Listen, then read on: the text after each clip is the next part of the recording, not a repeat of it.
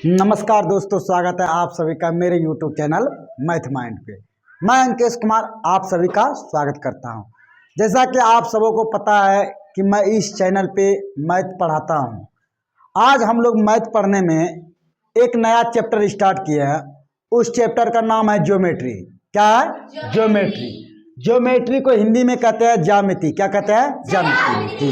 हल्ला में तुम बोलेंगे ज्यामिति चैप्टर में अब हम लोग क्या क्या पढ़ेंगे आगे, वो सभी टॉपिक पहले डिस्कस कर लेते हैं।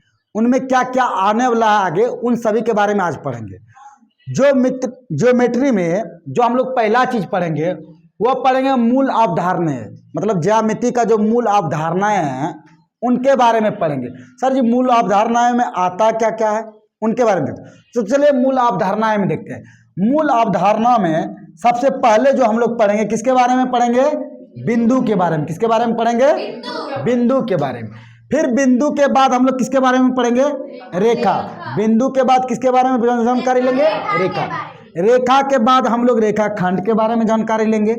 रेखा खंड के बाद किसके बारे में जानकारी लेंगे? किरण के बारे में। ये हो गया एक नंबर मूल अवधारणाएं में मुख्य रूप से इन चारों की जानकारी हम लोग लेंगे। फिर दूसरा जो हमारा टॉपिक होगा वो आएगा कोण। क्या आएगा? कोण।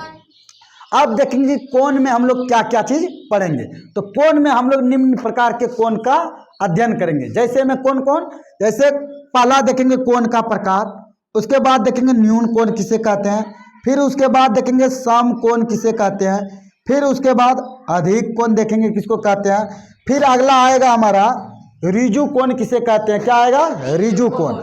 ऋजु कोण के बाद अगला देखेंगे शीर्षाभिमुख कोण। कौन सा? शीर्षाभिमुख कोण। फिर उसके बाद एकांतर कोण, उसके बाद संगत कोण, फिर देखेंगे आसन कोण, फिर देखेंगे पूरक कोण, फिर देखेंगे समपूरक कोण, फिर अगला जो हमारा होगा वह होगा रैखिक युग्म कोण। कौन सा? रैखिक युग्म कोण। फिर आएगा उन्नयन कोण। क्या आ जाएगा? उन्नयन कोण। फिर क्या आएगा? अवनयन कोण।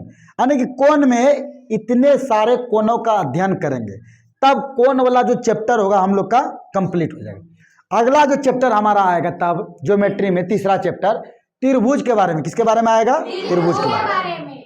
अब त्रिभुज में देखेंगे, सबसे पहले देखेंगे त्रिभुज के प्रकार, यानी कि त्रिभुज कितने प्रकार के होते हैं। तो त्रिभुज को दो आधार पे बांटा गया है, एक भुजा के आधार पे और दूसरा किसके आधार पे? कोण के आधार पे। भुजा के आधार पे त्रिभुज तीन प्रकार के। भुजा के आधार पे त्रिभुज कितने प्रकार के? तीन प्रकार। पहला है समबाहु त्रिभुज, दूसरा है समद्विबाहु त्रिभुज, तीसरा है विषम बाहु त्रिभुज। इन सबको एक एक करके पढ़ेंगे बाद में। फिर उनके बाद आता है कोण के आधार पे त्रिभुज के प्रकार। कोण के आधार पे भी त्रिभुज तीन प्रकार के होते हैं। कितने प्रकार के? तीन प्रकार। पहला होता है न्यून कोण त्रिभुज, दूसरा होता है सम कोण त्रिभुज, तीसरा होता है अधिक कोण त्रिभुज।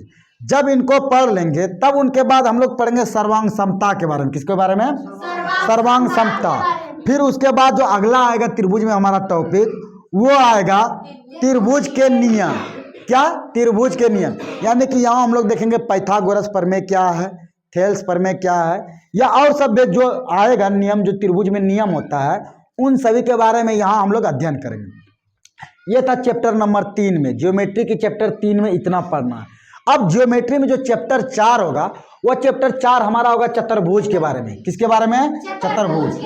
अब देखेंगे चतुर्भुज में किसके किसके बारे में अध्ययन करना है। चतुर्भुज में जो पहला चतुर्भुज होगा हमारा वो वर्ग के बारे में पढ़ेंगे। क्या पढ़ेंगे? वर्ग। उसके बाद फिर आयत के बारे में पढ़ेंगे। किसके बारे में? आयत के बारे में। फिर उसके बाद समांतर चतुर्भुज के बारे में। किसके बारे में? समांतर चतुर्भुज के बारे में। फिर पढ़ेंगे समलंब चतुर्भुज। किसके बारे में? समलंब चतुर्भुज। फिर जो अंतिम होगा चतुर्भुज चैप्टर में वो होगा सम चतुर्भुज के बारे में। किसके बारे में? सम चतुर्भुज। ये रहा ज्योमेट्री के चौथे चैप्टर में क्या क्या चीज अध्ययन करेंगे आगे, ये उन सभी का नाम हुआ। अब जो पांचवा टॉपिक आएगा इसमें, या पांचवा चैप्टर आया ज्योमेट्री में, वो आया वृत्त से संबंधित। किसके बारे में? वृत्त। जब हम लोग वृत्त पढ़ेंगे तो वृत्त में देखेंगे कि त्रिज्या किसको कहते हैं, वृत्त का व्यास किसको कहते हैं, जीवा किसको कहते हैं, वृत्त का चाप किसको कहते हैं, वृत्त में जो स्पर्श रेखा है उस स्पर्श रेखा किसे कहते हैं। इन सारे अब 6 नंबर में क्या है हमारा, क्षेत्रफल और परिमाप, यानी 2D फिगर। ऐसे ये क्षेत्रमिति का भी भाग आ जाता है, किसका, क्षेत्रमिति का। क्षेत्रमिति के 2 भागों में बांटा जाता है, एक 2D और एक 3D। मुख्य रूप से यह ज्योमेट्री का भाग होता है, ज्योमेट्री में ही क्षेत्रमिति बट जाता है। ठीक, अब होता है क्षेत्रफल और परिमाप। छठा पॉइंट हमारा क्या है, क्षेत्रफल और परिमाप। क्षेत्रफल परिमाप में वर्ग का क्षेत्रफल देखेंगे, फिर इसका परिमाप देखेंगे, आयत का क्षेत्रफल और आयत का परिमाप देखेंगे, त्रिभुज का क्षेत्रफल त्रिभुज का परिमाप देखेंगे, फिर वृत्त का परिधि के बारे में पढ़ेंगे और वृत्त के क्षेत्रफल के बारे में, फिर क्षेत्रफल क्या होता है उसके बारे में पढ़ेंगे और परिमाप क्या होता है उनके बारे में पढ़ना। फिर अगला आता है हमारा 7 नंबर।